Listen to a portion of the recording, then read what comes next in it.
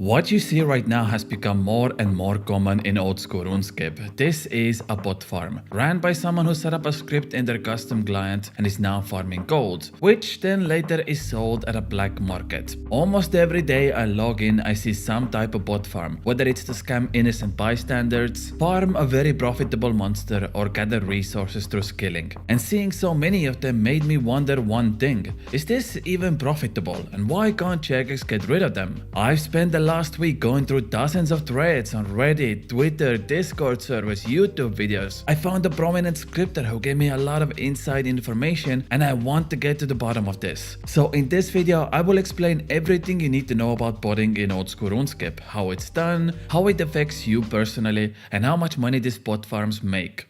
Now, I want to emphasize that I'm a big advocate against bot farms. I made multiple videos in the past about specific bot farms and how they ruin the experience for the average player, but I never looked at the bigger picture. The very first question you probably want the answer to is this: can I set up my own bot farm to make tons of money as a side hustle? And the answer is, I wouldn't recommend it, and here's why. You see, Jagex very likely knows you're gonna run a bot farm before you even come off the tutorial island. I mean, it takes 15 seconds to type into Google old school RuneScape bots and you can already find the public script. Everybody with at least 2 brain cells can set this up, but guess what? Jagex can do that exact same thing. The problem is all the time, effort, the money you have to invest into a bot farm even before you start seeing any profits. And by the time you actually start seeing any money, you are most likely already banned. Not to mention how low the actual money value is on black market. And I will get into details later on in the video how much your average bot farm makes per month. Now, the botting scene is constantly evolving and people are trying to find new ways to make guaranteed profit. For example, just a few months ago, Jagex released membership codes. You can buy a bond, turn that bond into a code, and if you enter it, boom, you get 14 days of membership. So let's say a bot farm made 15 million GP on their account. They buy a bond, turn that into 14-day membership code, and sell that on the black market. However, Jagex realized this very fast and discontinued the membership codes immediately after they found out. The difference is that Jagex has the resources to play this cat and mouse game, and as a single player it's nearly impossible to go against that. Now you might be asking, well Grievous, I see bots every day in my game.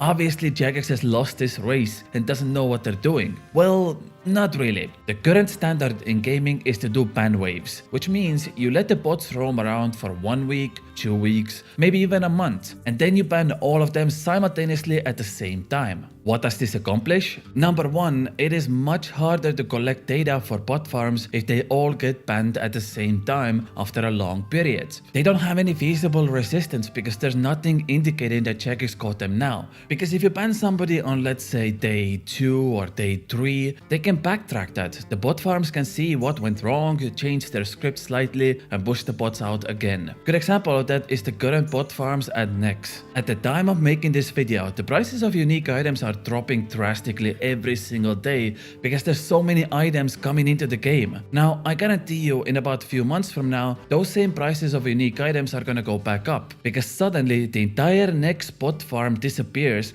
and demand for Torva items is going to be bigger than the supply. That's why also, if you visit Reddit or Twitter at certain times, you suddenly see like 100 posts come out at the same time saying they all got falsely banned. In reality, 99% of them were just caught in a ban wave. I'm not saying everybody is guilty, but that's just how these things go. Ideally, we'd like to live in a world where Jagex can ban these bots immediately, and a lot of them do get banned right away. Moda Isa said that Jagex bans more than 70,000 accounts every single week. Also, something that's very important, making serious technical improvements to fight against bots is so much harder than it actually looks. And it can take sometimes up to months or years to develop. So it's easy for us to say, hey, why not just ban this bot I saw on high scores? But the reality is that managing such a colossal problem in the long run is much more healthy than trying to brute force manual bans in short run. But at the end of the day, all of them will get banned at some point. Now, botting is guaranteed to get you 100% ban rate, but if you want a 100% positive outcome, you should hit that subscribe button like your life depends on it. Because you never know,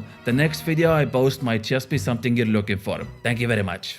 Now, this might come as a shock to you, but one of the clients bot farms use is actually RuneLite. Like I said, RuneLite is an open source client, which is the perfect condition to run a bot farm. This was also probably one of the many reasons why Jagex few years ago wanted to get rid of RuneLite in the first place. It's also probably one of the reasons why Jagex is currently implementing their own client that has all the RuneLite features like plugins, HD mode and much more. Now, the obvious answer is to remove all open source clients from the game, but for example, I asked my audience if they would play old school RuneScape if RuneLite was removed, and 65% of them said no, I would not continue playing. Also, I do want to emphasize, just removing RuneLite won't remove botting. Bots will still find a way, even if RuneLite is gone. But the current reality is that a lot of bot owners use what's called RuneLite forks. Since the entire code of RuneLite is available for free, bot owners can just copy the project over from GitHub and start developing their own client independently. And that's how some of the bot clients are being made, and that's where they run their scripts. But you know what, enough about RuneLite. Let's talk about money. How much does a single bot farm make on average? Well, let's look at some calculations. The price of gold is currently 15 cents. You find a moneymaker that is 2 million GP hour, and you run 10 accounts on that moneymaker. That means you should make on average about $3 rows every single hour. You run them 8 hours a day and you make nice $24 and pray to God that Jaggy Baggy's detection system doesn't flag you and hunt you down. That is all nice and dandy. Congratulations, you now have a small operation going on that gives you more than $600 a month. But now you also need to consider expenses. Funding up all those 10 accounts is easily like 120 million GP cost. You also need to consider outside costs like electricity, internet bills, and so on. If you're trying to do endgame content, you also need number 1, train your accounts manually, which is a big time investment, or number 2, buy those accounts, which is even a bigger cost. And if you do buy accounts, you have to consider if they were already leveled up using bots, which might get them banned even before you start. You also then need to invest money into scripts. Now, you can get a very simple script for less than $10, but that script is also likely used by hundreds of people,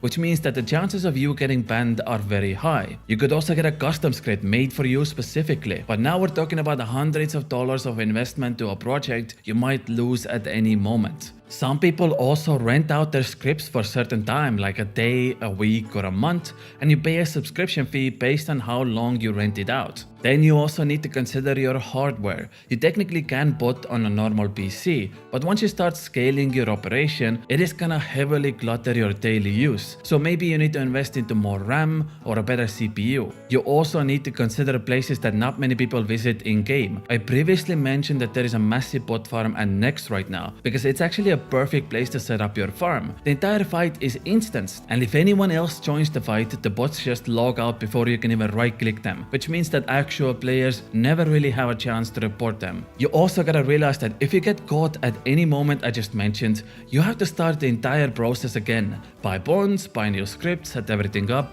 train the accounts, and all of it is an investment in either time or money that will likely not profit you in the long run. But if you get through all of this and actually manage to make, let's say, I don't know, 1 billion GP, which goes for $150, you now need to carefully move that amount of money from one account to another without raising any flags. The biggest problem with botting isn't even the botting itself, it's actually managing to sell the money, especially if you have large amounts. It's a logistical nightmare that either requires manual labor or custom-made script, which again costs more money. Also, you gotta keep in mind that there is a reason why the value of gold is 15 cents per mil. Jagex has started to heavily ban accounts that buy gold rather than bots themselves, which means bots can't sell their gold anymore, and the price of gold has dropped significantly because the supply of gold is much bigger than the demand. Players simply don't want to buy gold anymore as much as they did many years ago. Good example of that was Duel Arena. Gold buying was at an all-time high during staking, and it it stayed that way even after the arena was removed because deathmatching in PvP still existed. But few months ago, Jagex slapped their PP on the table and removed that as well. So there are less and less gold buyers every day.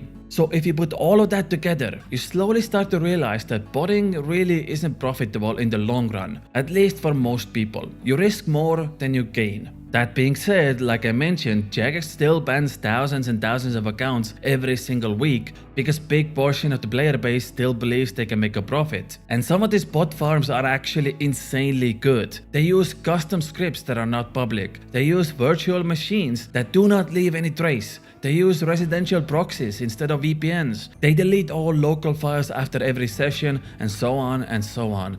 They are extremely thorough. And guess what? Even they get banned despite doing all of this work. I talked with one prominent scripter on the scene because I wanted to learn more about this topic. And he said that these days it's actually much easier to just learn how to code and start selling scripts rather than using those scripts in the game. You actually make more money if you don't even play RuneScape. And he also mentioned that if you come to a point where you know how to write decent scripts, you might as well take an entry-level coding job instead of trying to sell $15 scripts to other players, which I thought was really funny. In conclusion, I want to point out one very obvious flaw that not many people realize. I am very biased towards the fact that I don't like bots, despite the fact that this topic is really interesting to me. The reason I don't like bots is not because it ruins my gaming experience. That's just a side effect. I don't like bots because the amount of accounts that get banned every single day.